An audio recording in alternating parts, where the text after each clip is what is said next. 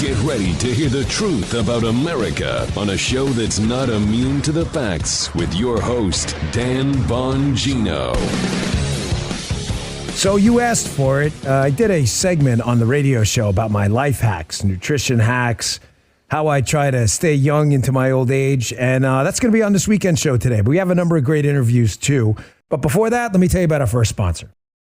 Have you seen the news from some economists forecasting a depression, not a recession, depression by the year 2030? We could be in a perfect storm if Social Security and Medicare hit a breaking point with the largest generation hitting retirement. Smaller workforce usually means a smaller tax base. Pair that with our growing national debt and rising cost of living, we could have a really, really big problem. So what are you doing now to protect your family for the future? Well, gold has been a safe haven in hard economic times, and Birch Gold makes it easy to diversify a portion of your savings into physical gold. Birch Gold will help you transition an existing IRA or 401k into an IRA in gold, and it doesn't cost you a penny out of pocket. Help protect your future today.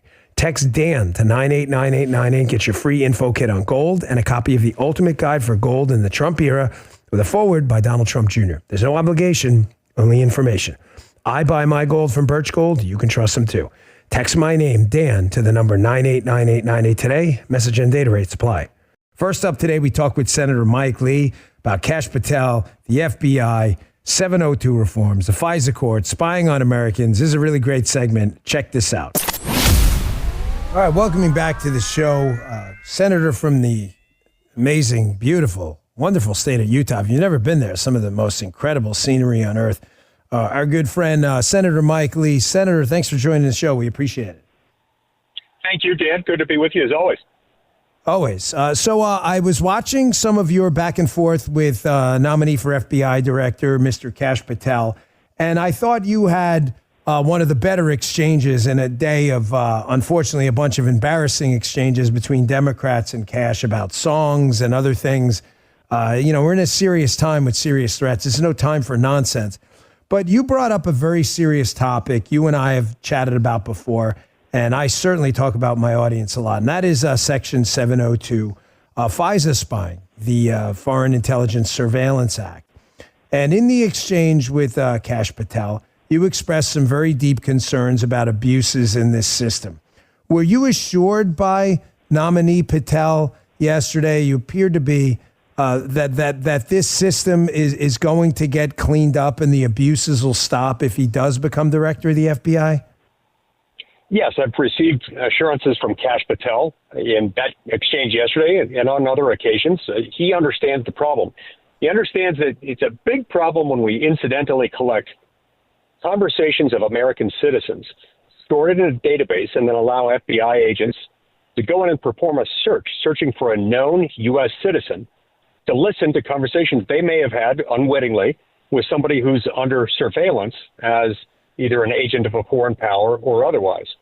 And this is something that the foreign intelligence state, the military-industrial complex, doesn't like to acknowledge, but it's a big problem. It's happened hundreds of thousands of times. That ought to require a warrant because the Constitution requires nothing less. Yeah. Senator, and I find the arguments against this, particularly in the Wall Street Journal op-ed column yesterday, they are all for FISA spying. I find the arguments against it very unpersuasive. One of them they bring up often is, well, you don't really know what you're looking for while you're fishing around in there.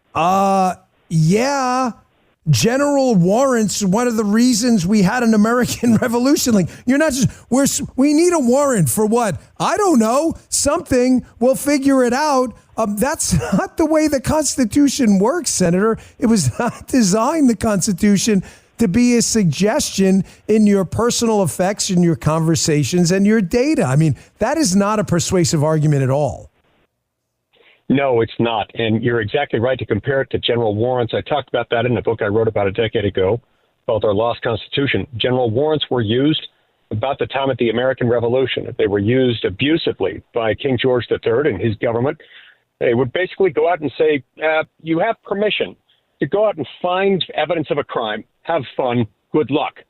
That's not how it's supposed to work. And that's exactly why we adopted the Fourth Amendment, was to protect against things like this. Now, one of the things that they do, one of the things that they say in order to try to get around this, they try to cloud the issue by saying, look, all we're doing is going after agents of foreign powers, not American citizens. Well, technically true, and that's what FISA 702 is focused on.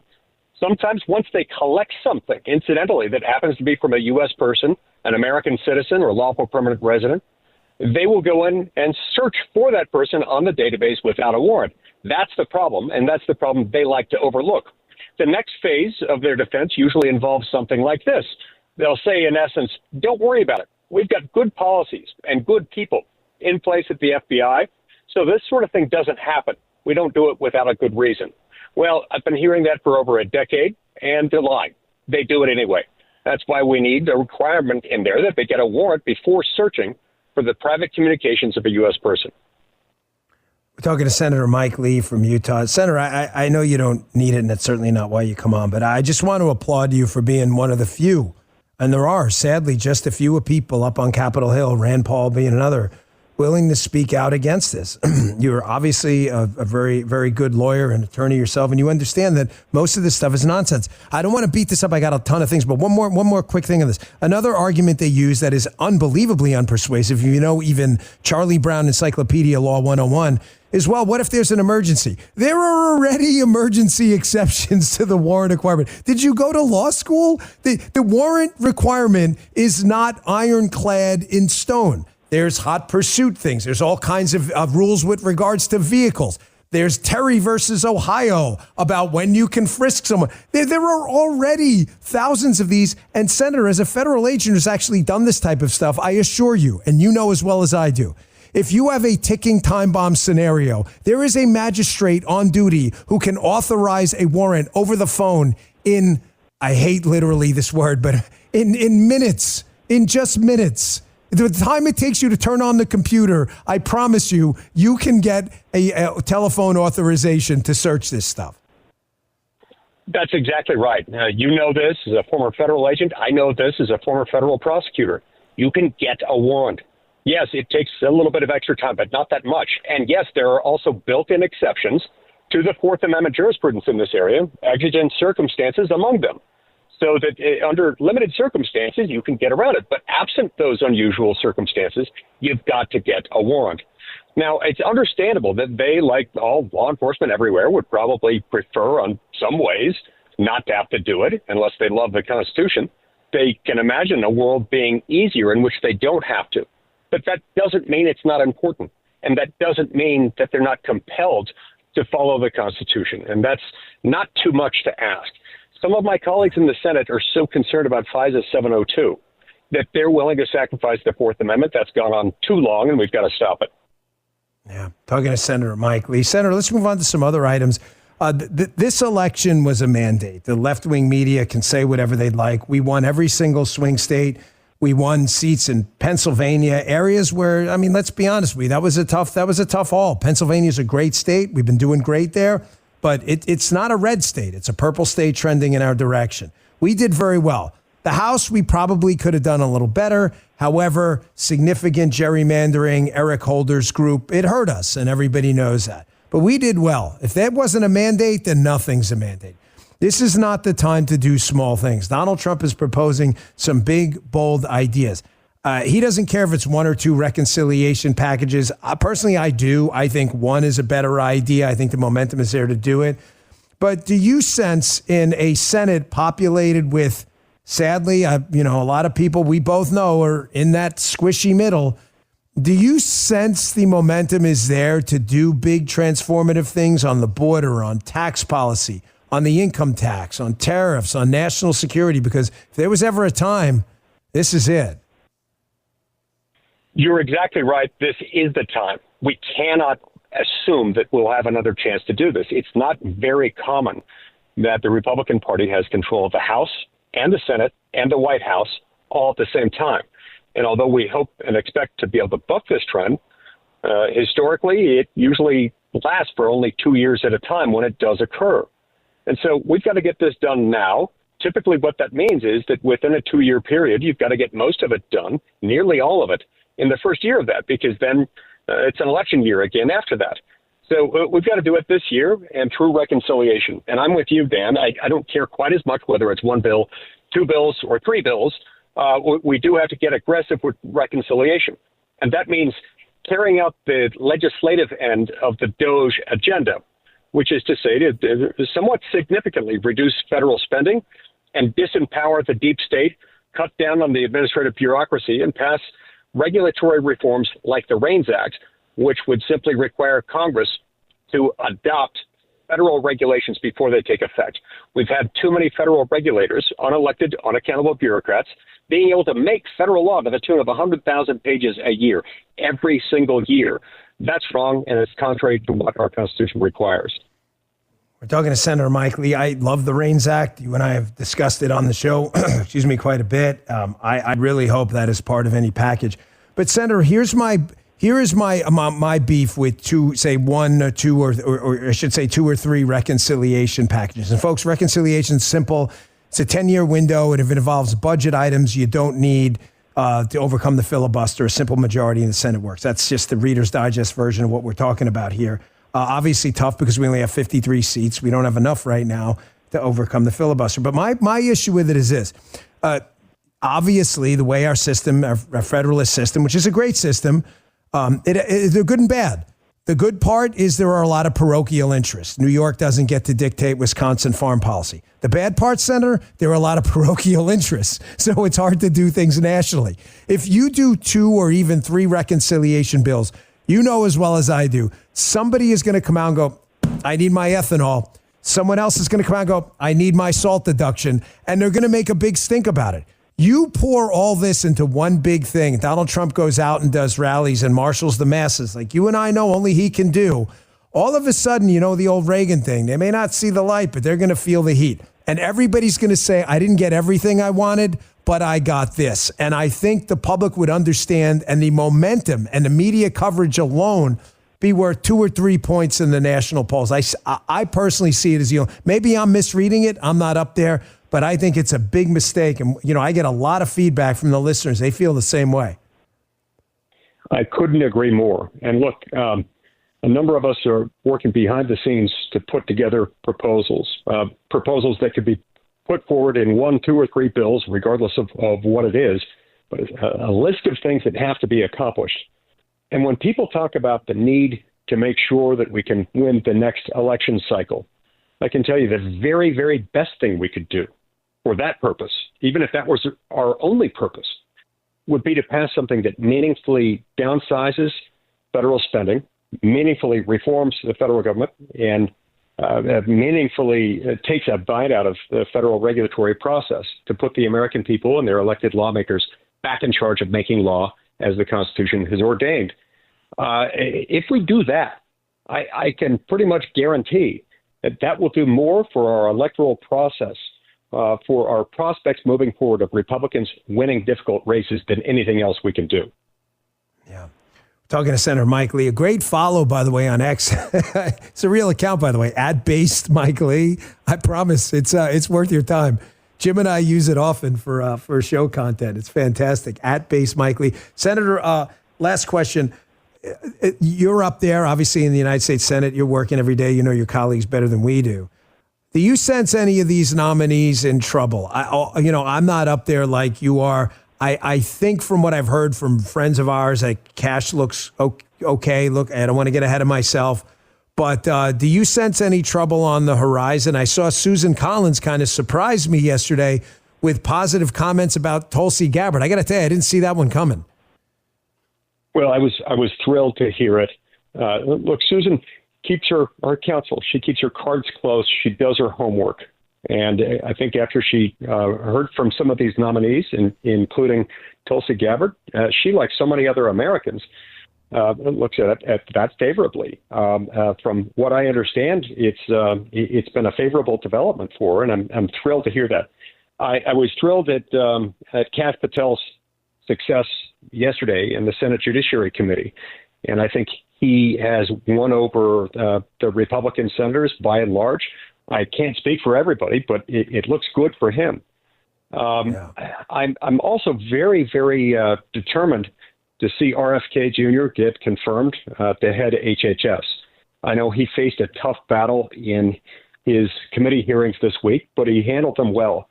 So as those who support these nominees, those are the three nominees who face the toughest fights right now.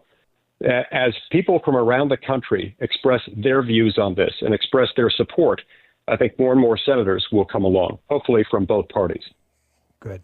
That's good to hear. I mean, you're up there. Nobody has their finger on the pulse better than you.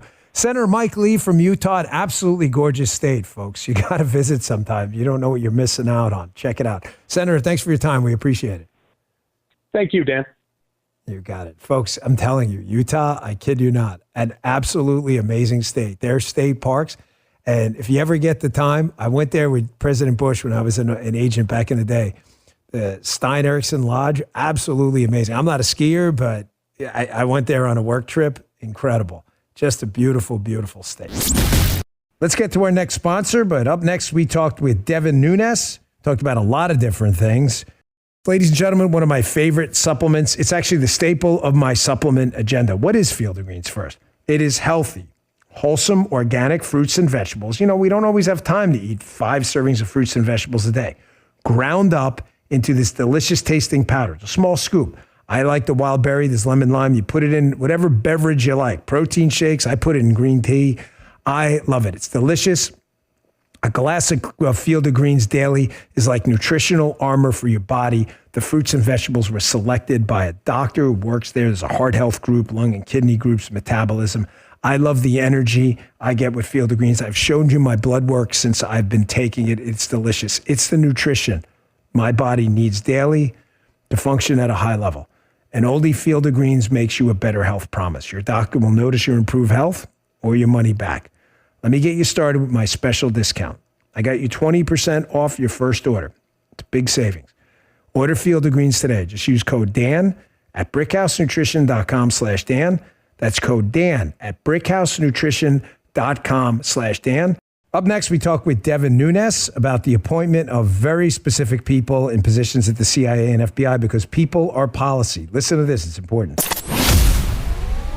You know, we need to talk to this gentleman more. He was, I don't say this lightly either. I know, Producer Jim, you would definitely disagree with this agree with this one.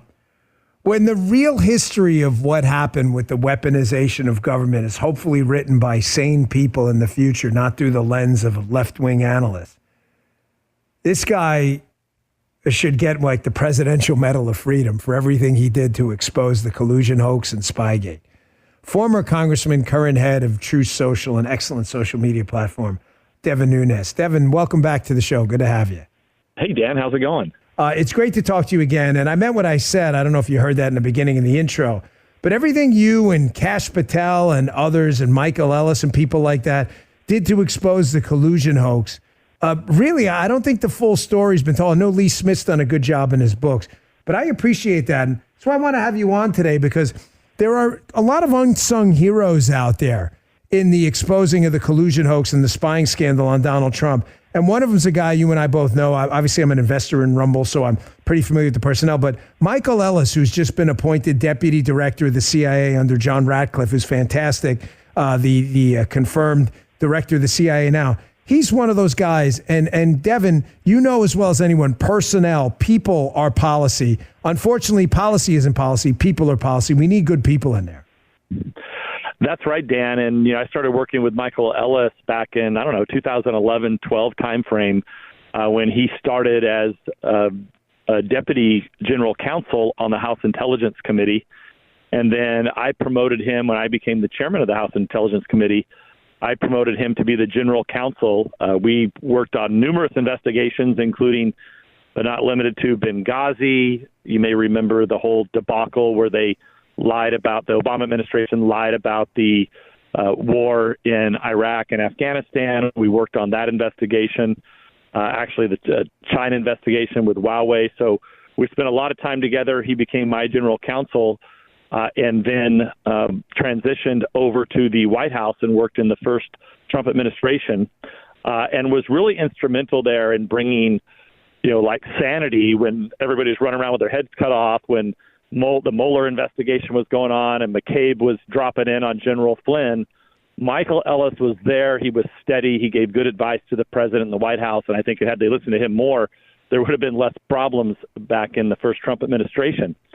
But Yeah. I will say this, Dan, and this was not a lot of people know this, but President Trump appointed Michael Ellis to be the general counsel of the NSA. And Nakasone, the admiral, put him. This will ring a bell. So he was the director of NSA. Right. He went in and created a phony investigation, a fake investigation. Sound familiar? And Michael Ellis went under this bullshit investigation, and then he lost that opportunity to be the general counsel of the NSA because of deep state tricks. Now, look, in the end, it worked out well for Rumble, and it worked out well for free speech because he's been just a stalwart over there defending Rumble around the globe against the people who want to kill free speech, which is, by the way, how you and I kind of got to know each other, was not just the Russia hoax, but also our early involvement in Rumble and True Social. You were talking to former Congressman, current head of True Social, Devin Nunes, an American hero with regards to this collusion Spygate hoax. It's you and I were chatting during the inauguration. We were at the Rumble event, and I had actually forgotten some of how you and I had met through this fight for free speech. But you and I were pretty viciously censored on multiple left-wing platforms. And I think that's why you and I are so passionate, you at True Social and me and as investor in Rumble and other places earlier, against this topic. But I want you to address, if you could, the initial portion of the question was kind of more of a statement. But Devin, we live in supposedly what is a constitutional republic. But I think you and I, having seen what we've seen, both agree that the Constitution it wasn't meant to be a suggestion. It was meant to be the governing document. This is how we're going to roll. But that's not the country we live in anymore. I wish we did. Donald Trump's moving us back in that direction. But things like the collusion hoax, the spying operation on Donald Trump, the FBI's war on Moms for Liberty, pro-life activists, MAGA hat wearers, the student loan debacle under Biden, spending money wasn't authorized. People are the policy. If you don't have people in there who use the Constitution as their lodestar, like Kash Patel, like Michael Ellis, like John Ratcliffe, then sadly the Constitution's like a four-way stop sign. You stop once in a while, but maybe sometimes you just roll right through it because the other guy will do it. And that's what really troubles me most about where we are. And the beauty of having, you mentioned those three names, Ratcliffe and Kash Patel and Michael Ellis, is, we all worked together back during the, even before the Russiagate days, we worked together. So they saw firsthand, all of them, all three of those guys understand firsthand what it's like to get not only your First Amendment rights stripped away, but watch others be stripped away, and then then be accused of false allegations. And so all three of those gentlemen are going to do a great job, I think, working with Attorney General Pam Bondi. And then, of course, I think but the president has appointed me as the outside counsel to be the chairman of his intelligence board. Yes. I think all of us together will be able to, if anybody can do it, if anybody's seen bad things, it's us.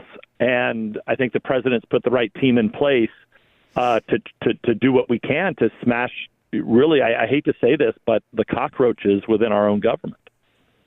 Yeah, and I'm so glad that you were appointed to that intelligence advisory position, given your history in exposing, deep state actors in the intel community.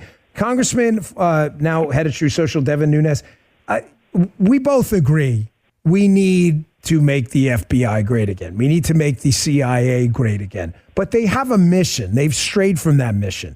And the issue with the CIA and global intelligence communities working to politically attack Donald Trump is that there's an opportunity cost to that, Congressman. You understand economics as well as anyone. When you're wasting your time investigating MAGA hat wearers as the FBI or CIA in an 8-hour workday, you're not spending that time going after the guy who just ran down people at New Orleans at the Sugar Bowl. Can we both agree on that? That we need these entities to function correctly, but they've far strayed off their course. Yeah, and here's what really has happened, starting with Obama, and maybe you could even be critical of the Bush-Cheney administration because they were so focused on the war on terror in Afghanistan and Iraq that the power in the FBI and CIA really became centralized in Washington, D.C., more so than ever. And then, of course, with Obama, it got put on steroids. And so it became part of the culture. And I'm sure you saw that in your old role with the Secret Service. The culture moved to Washington, D.C. and New York City. It became, in that kind of corridor between Washington and New York. And anyone who wanted to be someone had to do time in Washington, D.C., and then you become essentially serving those masters that everything reports to there. And that's going to be the toughest role that I think both with the Trump CIA and Trump FBI will be to refocus, to get people out of Washington, D.C. and back out in the field.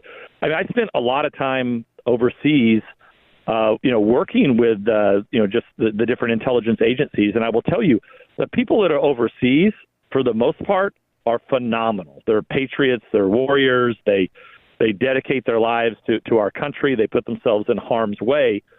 And that doesn't mean that the people that are in Washington, D.C. doing very important work, also analytic work, are not important. But when you just weigh it, when you look at the scale, you just can't get in a position where you have just sheer numbers, Dan. You have more people in Washington, D.C. than you do outside in the field.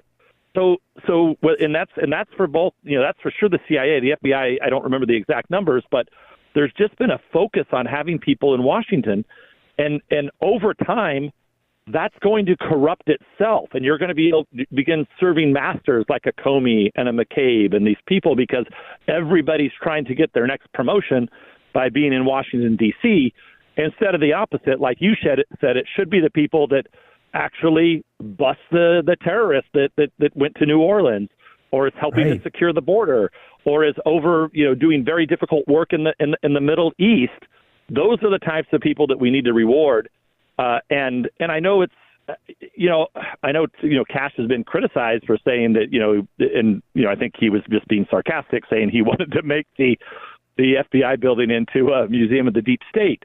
But what the left didn't pay attention to is that what he's saying has some real importance, which is, why are we building a brand new FBI building and we're going to house more people in Washington, D.C.? And, when I was chairman of the Intelligence Committee, I did everything I could to stop the growth of the DNI, where Tulsi Gabbard is hopefully going to be approved. Dan, that was supposed to be originally. I was there in Congress when we originally started that program. It was supposed to be essentially a board that sets budgets, that looks at things at a high level. And, I thought at the most that it would have, 50 staff people and maybe 100, maybe you get up to 150, 200 people. I think that thing swelled to like 2,000 people now. And look, I oversaw this for many, many years. And Dan, I don't know what they're doing. And I oversaw it. I was, providing not oversight. I didn't run it, but I was providing oversight from the legislative branch of government as chairman of the Intelligence Committee. I just don't know how it got so big, so fast. And that's what I think the Trump administration is going to have to get a handle on. And of course, in my role, chairing the intelligence board to the president, we will give, either concurring or differing views upon what the intelligence officials are saying. Congressman Nunes, now head of Truth Social. I only have a minute left, but just a quick comment on USAID. This has been used largely as a deep state slush fund. Is that why the left is freaking out over this? Well, if you go back, there's been the waste has been horrendous over the years. But what I think happened over the last 4 years during Biden, no surprise, is like everything else, Dan. You give an inch and they take a mile. And Biden was so asleep, so at the switch, and so corrupt over a lifetime that anything went. And I think once you start to peel that back, you're going to see a lot of wasted money, and a lot of money that was being wired to left-wing causes, and which is why I'm really happy. I never thought about just removing the head of USAID and putting it under the Secretary of State, which is probably where it belongs. Yeah, and I mean, the 1998 legislation under Clinton's pretty clear that the Secretary of State's prerogatives should dictate USAID and where their money's going and what they're doing. So they're going to have a tough legal fight. I'm not saying an activist judge won't hurt us on this, but it's not as cut and dried as the left wants you to believe.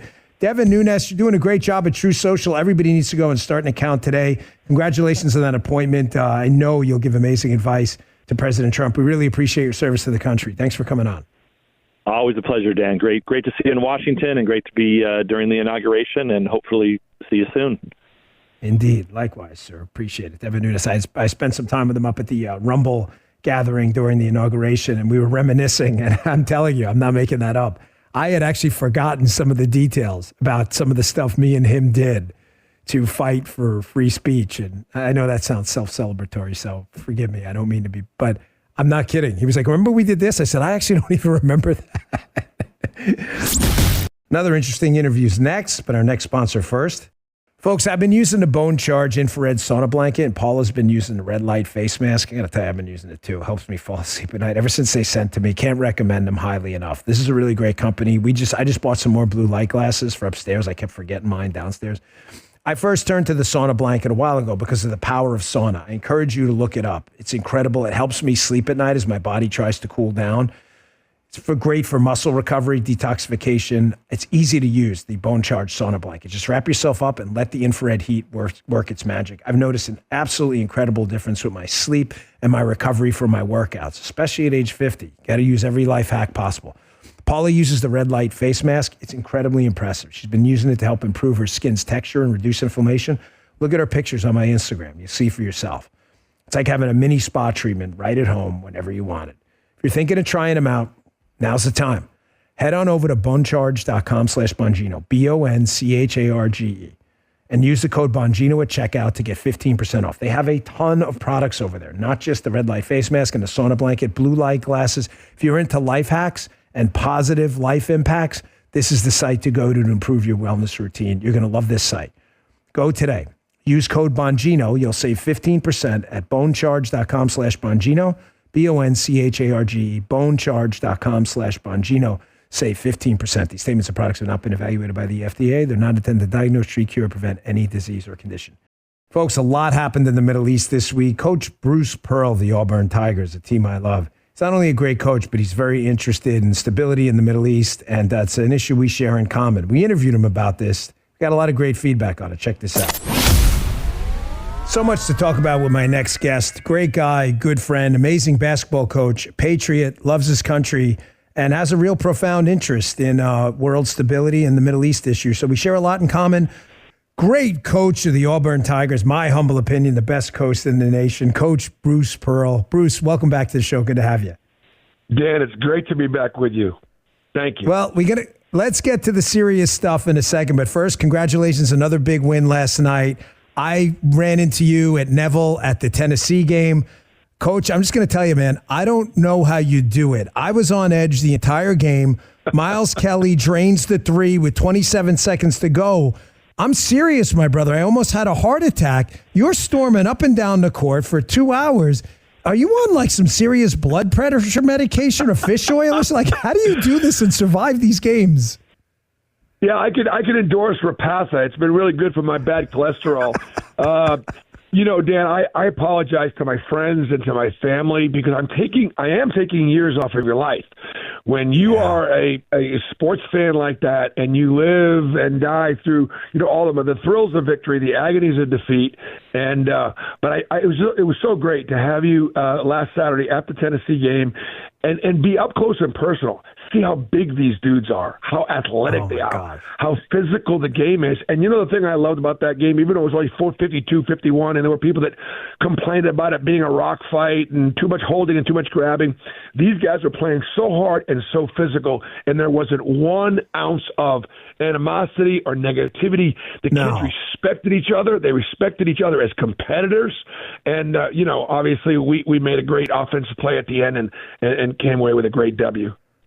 Coach Bruce Pearl, the Auburn Tigers. One last thing, Coach, this is how good this guy is, folks. He says to me before the game, I kid you not, you looked me in the eye. I don't know if you remember this. You said, you were close. You were close enough. You said first team to 60 wins because you knew it was going to be. You remember that? It was close. But I'm like, I said to my wife after the game, I go, damn, that guy's good. He knew that was going to be a defensive struggle. Obviously. At least I didn't say take the under. I mean, that would have been inappropriate of a coach. Right. Yeah, I knew it was going to be a great, great defensive game. And some people just love high scoring and they love the offense. And great teams have got to be able to win playing fast and playing slow because you can't always control the tempo. You knew it. You nailed it. You said this is going to be a defensive fight, and you knew it. And I tell you, I looked at Paul. I go, man, he's really good at he really understood that. So you're having a great season. Congratulations. But you and I share another thing in common. We care deeply about global affairs and global stability, and especially the issue in the Middle East, which has been hot forever. President Trump shook up the entire foreign policy establishment last night. You heard it. I heard it. I texted you about it this morning. I said, I'd love for you to come on and talk about this. Your initial thoughts about him staking out this position that the U.S. may now have a role in the reconstruction and stability in Gaza. Your first reaction when you heard it? Dan, my first reaction was simply leadership. Our world of the last 4 years has been void of any worldwide leadership. And those that may have been leading in some areas, whether it been President Xi or Putin or Zelensky or the terrorism, there just was no leadership, and our world was beginning to get more and more dangerous and divided, and we knew that the return of President Trump would be there.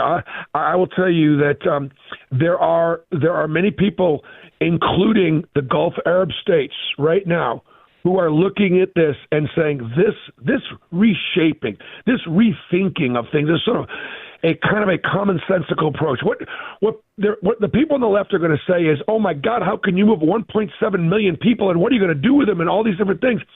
They don't realize right now Gaza is uninhabitable. Right now you cannot live there. So if there is going to be any kind of a rebuild, you've got to do something with the population because their leadership chose to attack Israel, murder 1,200 people. They were the ones that sort of created this. And so this solves a great deal of problems. But I think what's next is when they start to rebuild it and people invest in it and they see, wealth and prosperity return to that beautiful Lebanon will be next. Others will begin to look at that life and go, you know what? This is way, way better than running around chanting death to Israel and from the river to the sea. And I'm not willing to live in peace going, you know what? Maybe this is a better way for all of us. Talking to Coach Bruce Pearl of the Auburn Tigers. Coach, one of the things that's irked me about the situation is I think a lot of people don't understand the negotiating style of Donald Trump. You know him. I know him. You know how he is. He's a spreadsheet guy. He sees a problem and he wants a formula in the spreadsheet to fix it. They have presented him the same formula on the Middle East and everyone else for 50 years. Maybe not him, but everyone. And it hasn't worked, okay? There isn't stability in the Middle East. So he's looking at this going, yeah, Jordanians, you claim you want to fix the Palestinian issue. Why don't you take in the Palestinians? Egypt, why do you have Delphi closed? Why can't you take in some people from Gaza while we reconstruct it? He's a spreadsheet transactional guy, and he's tired of being presented with the same old solutions, which, Coach, if they worked, would be solutions and nothing solved. You're exactly right, Dan. And here's the thing. I think one of the great things about this leadership is it's not coming from a politician who's worried about what this people will think or this side will think or what this is going to get me another vote or how to stay in power. He is simply there right now to fix the problems and to breathe common sense and breathe truth into reality. And you're right. Since 1948, when there was a war of independence that took place during Israel's creation, the Arabs had an opportunity to get another Palestinian state or another Arab state right next to what was Israel and the Jewish state. And they simply chose not to, and the entire Arab world went to war and attacked Israel. Israel was able to survive that war, but they did not win that war. In Israel right now, Dan, as you know, there are 6 million Jews, and there are 2 million Israeli Arab citizens that have created in 75 years one of the most amazing states in the world, in the history of the world, for how young it is, its innovation, its technology, the things that it's doing, solving problems, medicine, all these different things. The problem was there was 160,000 Arabs in 1948 that decided we're not living as neighbors, and they went to war.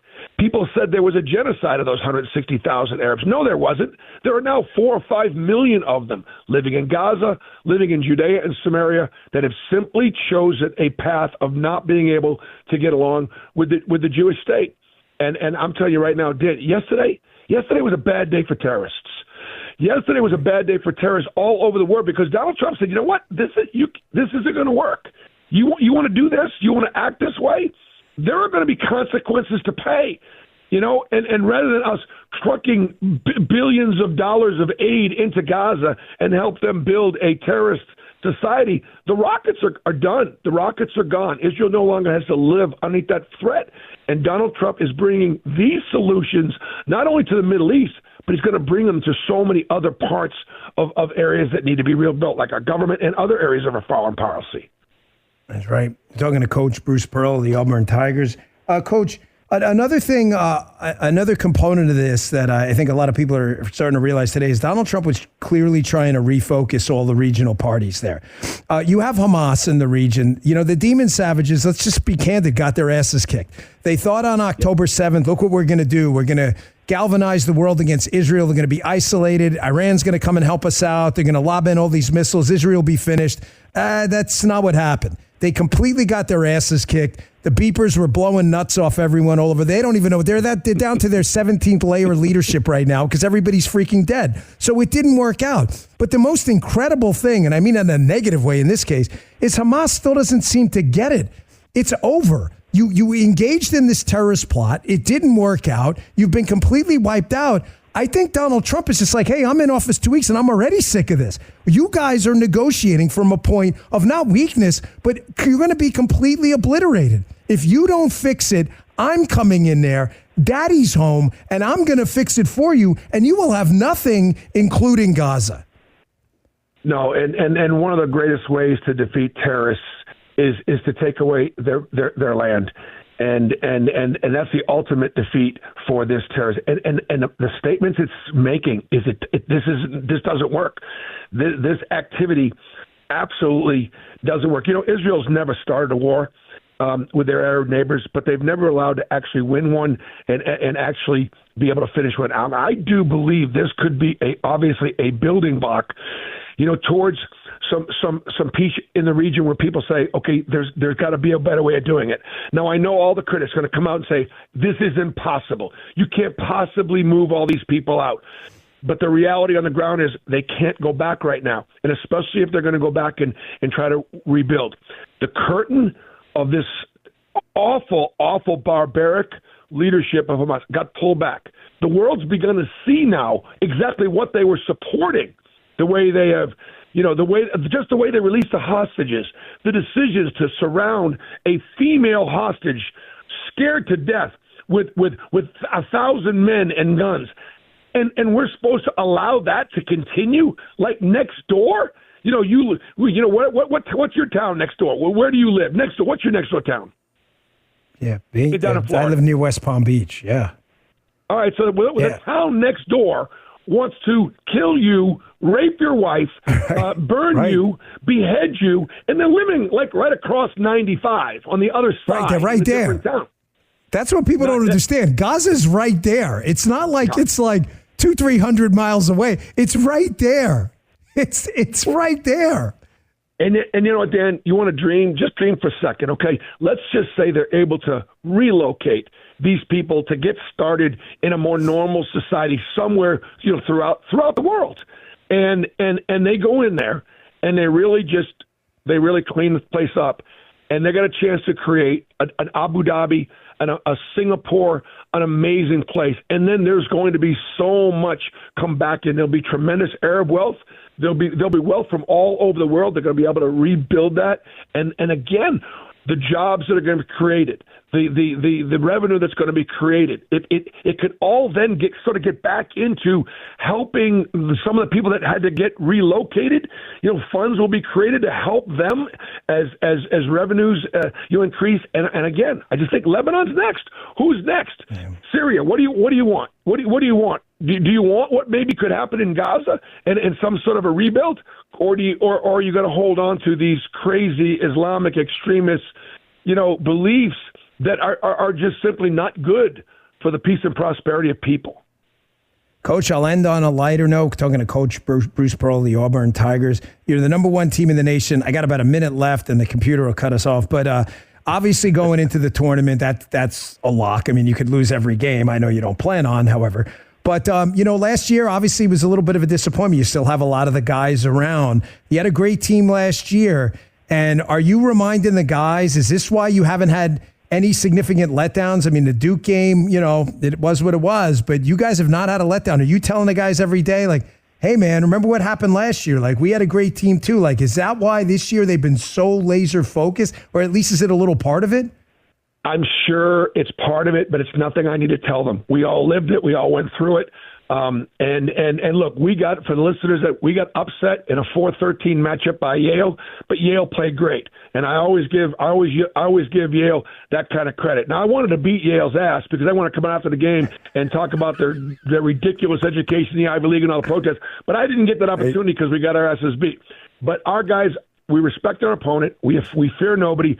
I'm proud of our league. The SEC, it just means more. And I'm so glad that the Bongino family is able to be part of this War Damn Eagle and this Auburn family. And I just apologize. I apologize for the stress that our friendship is putting. You're under enough stress, my friend.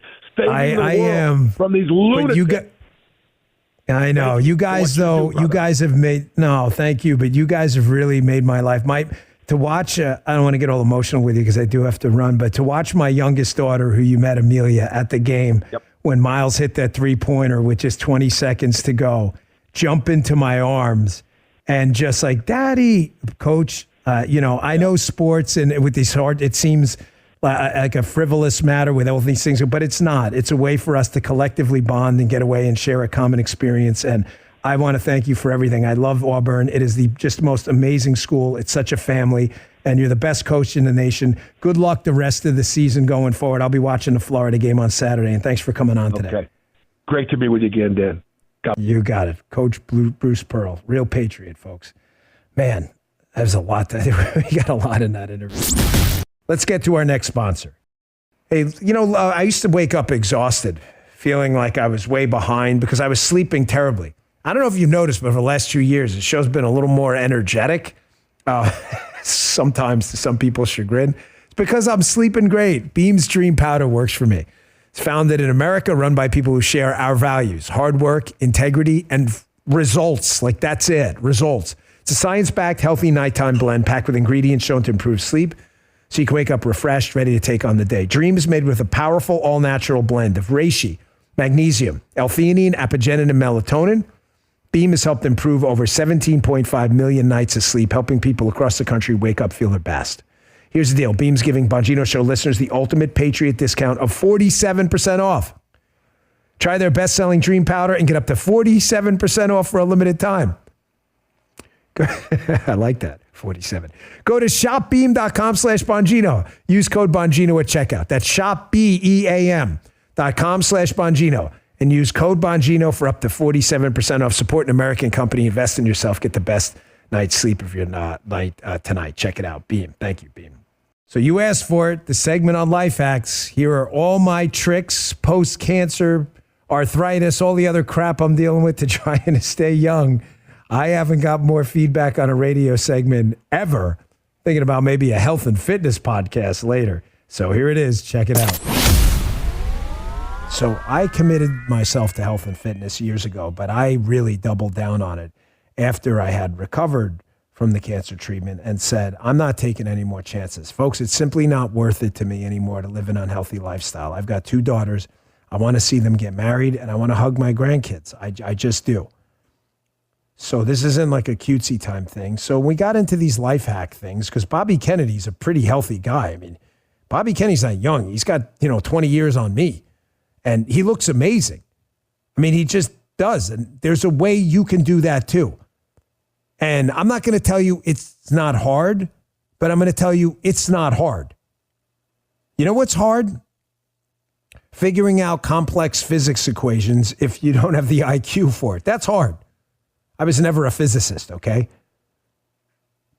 The only reason these life hacks are hard is because people just don't want to do them.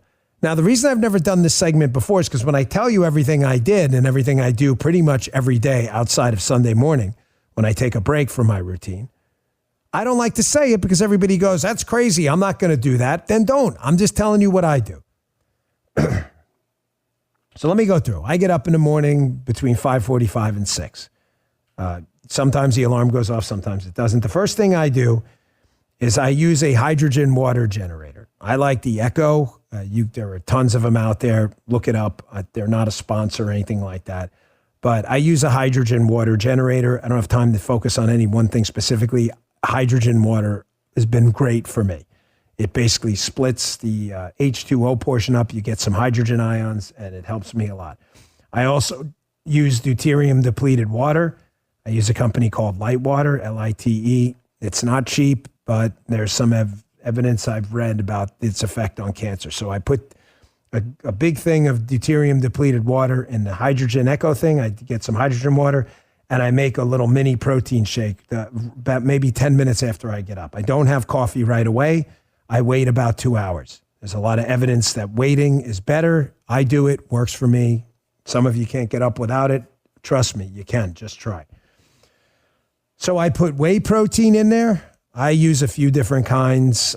I recommend that you get what you pay for. Use a crappy whey protein, and you're going to get a lot of heavy metals. So I'm not going to recommend to you a specific product, but I'm telling you right now, you pretty much get what you pay for. I mix whey protein with blueberry extract, some cacao powder. Cacao, it's not cocoa, it's cacao.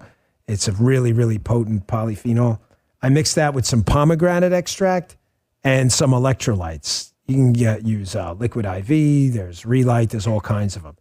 The blueberry extract is just ground up blueberries in a powder. You can find it on, wherever you shop, Walmart, Amazon. I mix it all together. Does it taste great? It tastes okay. I don't really care. I'm not into tasting great. I'm into not getting dead. I guzzle that down, the hydrogen water, and then I go back into the bed for a few minutes. I lay down, I do my affirmations, take about a half an hour, I chill. I then get up and get sunlight in my eyes right away. Big mistake if you're not doing it. I don't have time. Find it. You need 10 minutes. You don't have 10 minutes? I promise you'll find it. I got a busy schedule. Find 10 minutes. Go outside. Take your shoes off. Don't step on any nails. Go find yourself some grass. Stand in it for 10 minutes and get some photons in your eyes. Don't stare at the sun. It'll blind you. Stare at the horizon, but get the light in your eyes. It'll reset all of the melatonin systems and sleep systems in your body, and it'll get you back on a good, solid circadian rhythm. Do it. You neglect it, the rest of this stuff doesn't matter. Then I jump in the cold plunge. Unfortunately, producer Jim is there spying on me every morning. This is him. That's his video evidence. That is me screaming every morning. It's kind of weird because I jump in there naked. I don't know what Jim is up to. It's kind of freaky. Mike has really counseled him to not do that. But I jump in for 3.5 minutes at 47 degrees. Listen, man, I'm serious when I say this. You better check with your doctor before you do any of this stuff because it is a shock. It never feels any better. It hurts like a It's not fun. I'm just telling you, I have a serious problem and have my entire life with depression and the black cloud. It runs in my family. I've spoken about it before. I'm not shy about it. I don't take any pharmaceuticals at all for that. The one thing that cleans it up every day is the cold plunge. Jim, turn on your mic a second. Can you tell when I'm on the show and I haven't done the cold plunge? Yeah, I think I can. You can. So, I know because you said to me, did you not cold plunge? Because I'm usually depressed and I've got to have a couple extra cups of coffee. All right. I get out of the cold plunge and I work out. I do cardio. I do the arc trainer. I do about 15 minutes. I do not go crazy on the cardio machine anymore. My joints can't take it, but I do it with an oxygen machine. You do? Yes, I do. But that sounds weird. I don't care if it sounds weird. I'm just telling you what it is. I put the nose cannula on. I've got an O2 generator. I forget what Elevate O2, I think the machine is called. It ain't cheap, but it's not like buying a car. And I do about 15 minutes of cardio with oxygen. Wakes me up, okay? I then lift weights. How many days a week? I go 6. You probably don't need 6. I alternate upper body, lower body. Very simple. That's my split. Upper body, back, chest, shoulders, deltoids, traps, all of it. It takes me about a half an hour. I don't do a ton of sets. I do about 25 sets total. upper, lower, upper, lower, upper, lower every single day. When I'm done with all of that, I'd use an inversion table. I have a Teeter. They were a sponsor years ago. They're not anymore, but I still have the inversion table. It's literally an inversion table. You hang upside down. Takes the load off my spine. It's not for everyone. I use it after the cold plunge. Kind of helps get some blood flow to my brain. Gets me going for the day because I got to come on the air frosty every day. I don't have the opportunity here to come here and take a day off and go, you know what? I'm just going to take calls. It's not the way any of this works. I owe you a show every single day. When I'm done with that, I do my special concoction protein powder, which I always make the night before. The reason is I put it in a blender and too much air gets in there. So if you don't make it the night before, you're going to be drinking a lot of air. And you can only imagine what happens on the air when you do that. So I make it the night before. I recommend you do too. Here's my concoction, okay? I use whole milk. I don't use any of this skim crap, okay? I put in more whey protein, about 3 or 4 scoops, so it's a little thick. I put in the blueberry powder and the pomegranate powder again, although it's a little less effective in a dairy base because of the polyphenols, but I throw it in anyway. I break open a probiotic capsule. Florigen, Nella makes good ones. I mix it in there at night. Let those good probiotics fester in there. I put a little bit of psyllium husks in there. It's kind of a prebiotic. The bacteria feed on all this stuff. I mix in some cinnamon. I use Ceylon cinnamon. Highly recommended. Better kind. I put in some Armra colostrum in there. Full disclosure, they are a sponsor. It has nothing to do with this. I've been using the product a long time. I put 3 scoops of that. I also put creatine. If you're not taking creatine and you're interested in health hacks, I strongly encourage you to look it up. Creatine, isn't that from years ago? Yeah, the reason people still use it is because it works, okay? I use a micronized creatine. That's my blend. Mix all that up in a blender. I throw some frozen blueberries in there. I use organic stuff. That's up to you. I let it sit overnight. I then drink that. I give it about an hour, jump in the shower, do my thing, whatever. I come out. I have a big glass of green tea. I do not use tea bags. I don't want the microplastics. How do you do it? I buy organic green tea leaves and I throw them in hot water. And you know what I do? I strain them out. I don't put tea bags in my hot water. I don't want the microplastics. I don't think you should either. I mix in some Dose, D-O-S-E. It's a curcumin ginger blend. Takes care of my liver. I mix that up with some Field of Greens from Brick House. Again, a sponsor, but a product I've been using for a while. I drink that. I then take a little bit of nattokinase, go to work, do my job. Wrapping this up, I come home at night, I eat dinner. What do I eat for dinner? I eat the same thing every night.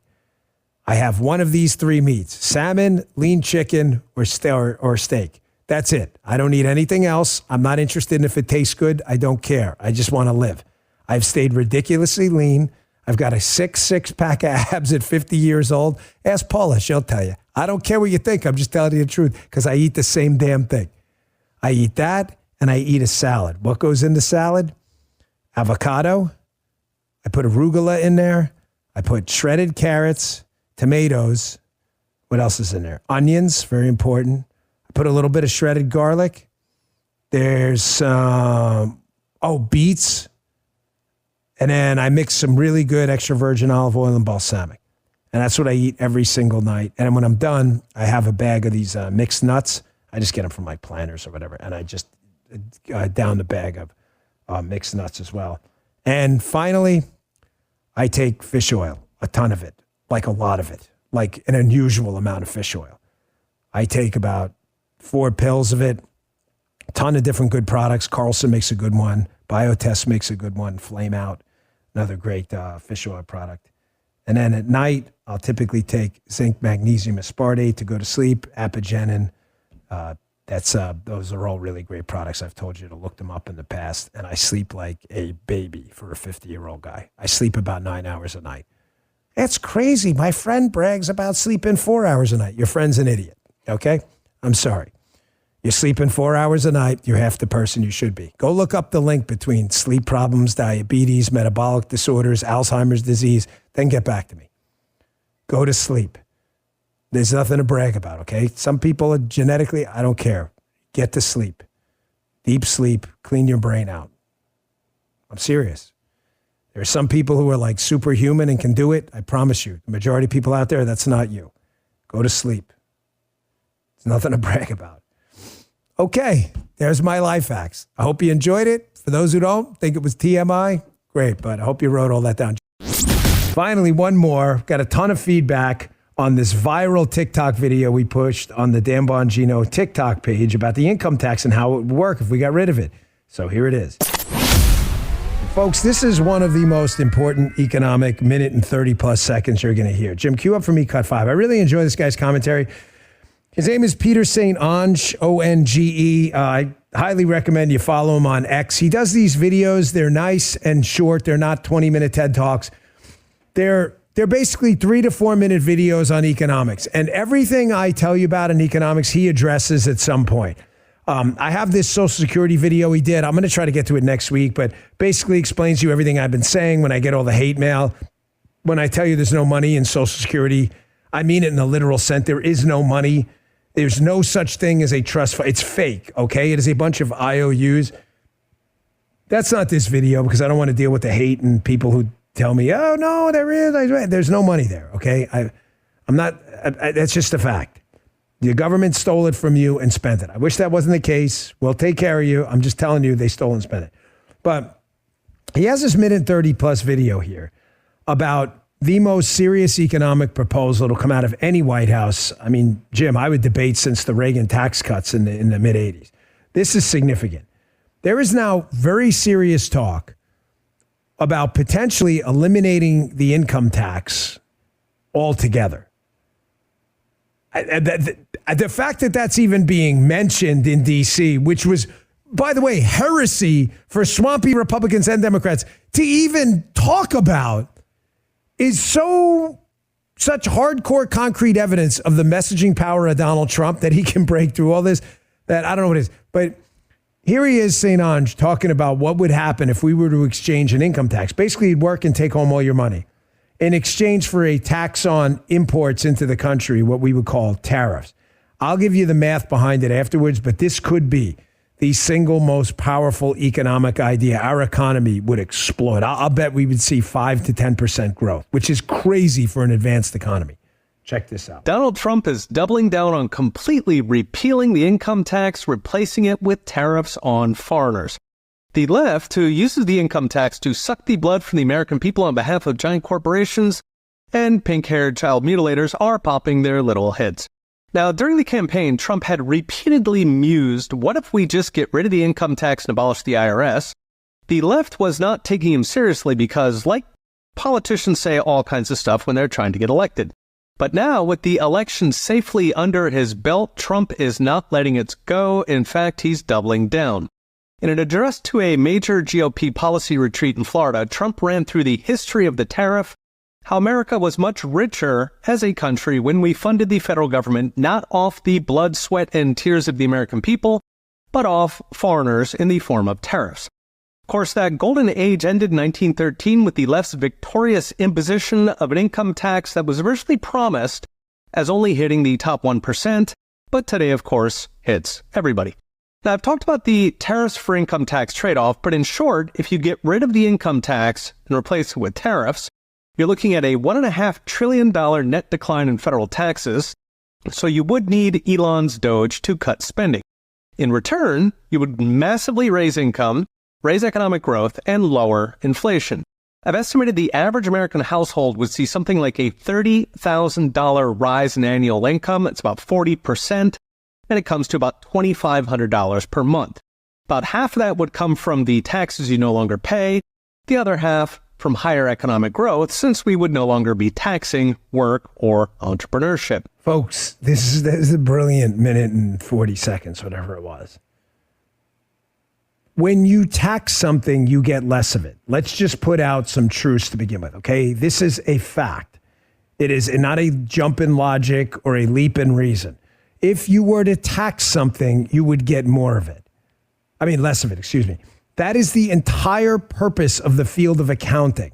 The reason people use accountants who make a significant amount of money and pay taxes is because they use accountants to engage in what we would call tax avoidance. Isn't that a crime? No, it isn't. No, it isn't.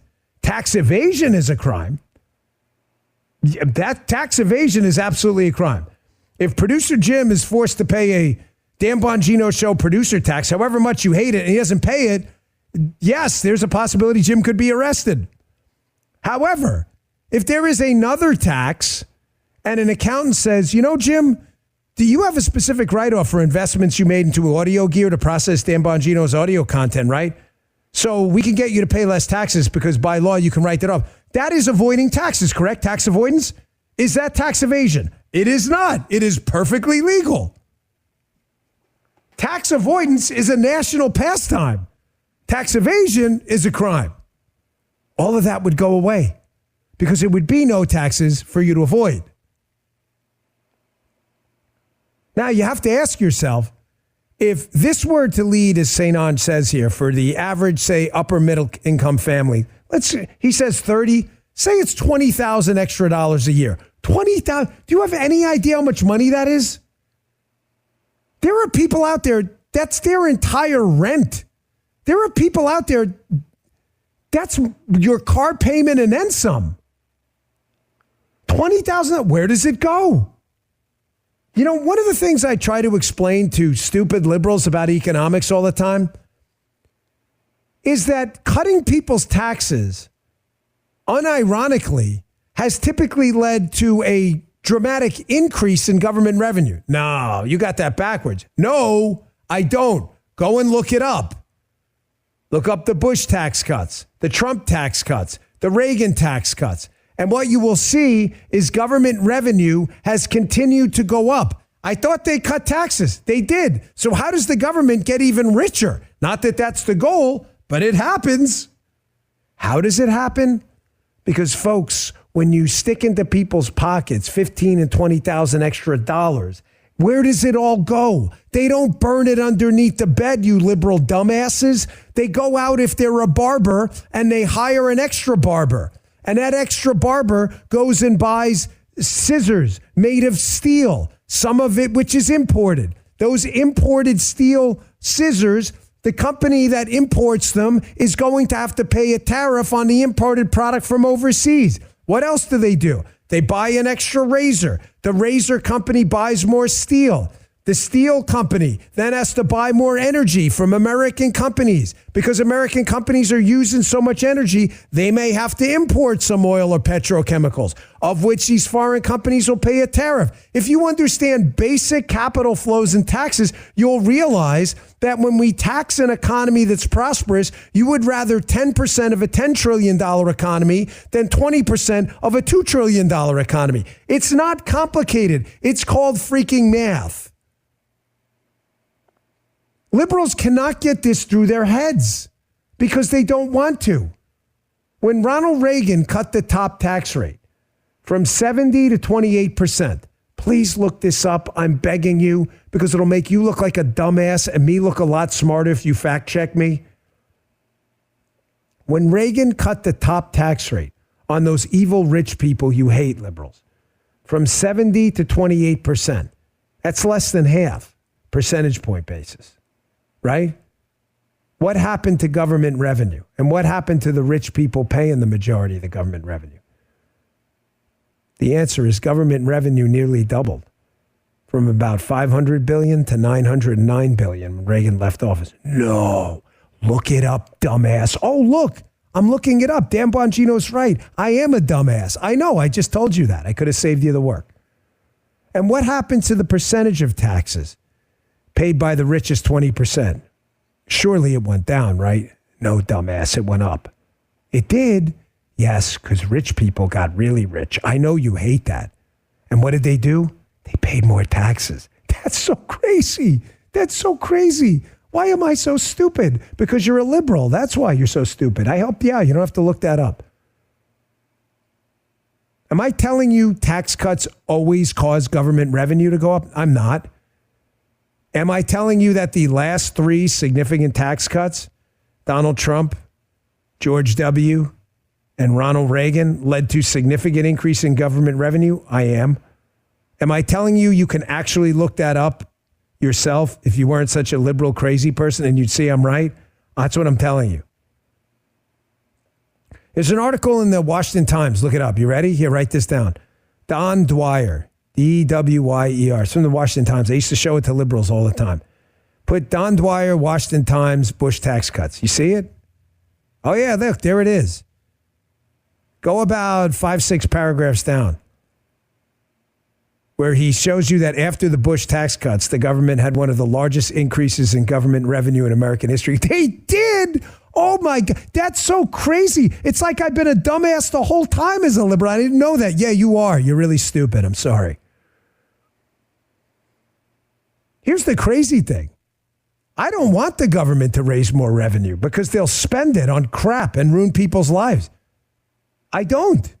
I'm not proud of the fact that tax cuts make the government richer too. I'm just telling you that's what is. So if you're a liberal, the greatest thing you can do, probability-wise, is to actually cut people's taxes because you've got a greater chance of a growing economy. And even with a smaller percentage piece, the pie is so much bigger, you actually benefit too. But you're too freaking stupid to figure it out. What St. On's just talking about here would be the single most impactful tax policy probably in United States history. Now, there is an issue. The issue is there would be probably a pretty immediate shortfall. I get it. Dan, you just said I don't want the government raising a lot of money. I don't. But I don't want seniors on Social Security screwed over. It's not their fault the government wasted all their money. We still have to fund our military, and we damn well better pay the interest on the debt or no one's going to lend us money ever again. It's liberals and swampy Republicans too, got us into a lot of debt. We are America. We got to take care of our debt. I'm not going to let a bunch of seniors die because they paid into this program and the government stole it. But if we could graduate this out slowly and get rid of the income tax and work on a tariff program instead, you would have a raging economy. But here are some numbers just so you understand the math problem we're dealing with. It's from the Wall Street Journal. It's an interesting article. I encourage you to read it. It's called How Much Do Tariffs Matter? Don Luskin wrote it. Folks, the income base we tax in the country, the total amount of income we tax to get our money, is about $25.079 trillion. It's a lot of money. The entire value of imports coming into the country we could tariff is only $3.2 trillion. So you're talking about a fraction of it. So it'd have to be some pretty heavy tariffs. I'm just here to give you the truth, okay? I love economics. I think this could be the single most impactful idea to explode this economy like we've never seen before.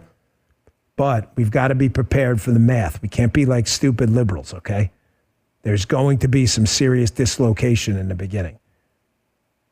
But it's a serious idea. I think we should consider it. Thanks for listening to the podcast. Be sure to check us out every day at 11 a.m., rumble.com/Bongino every weekday. The radio show's live at 12 noon. You can check it out at Bongino.com station finder if you want to find a station near you. Please give us a follow on Rumble, Apple Podcasts, and Spotify. We'll see you back here on Monday. You just heard Dan Bongino.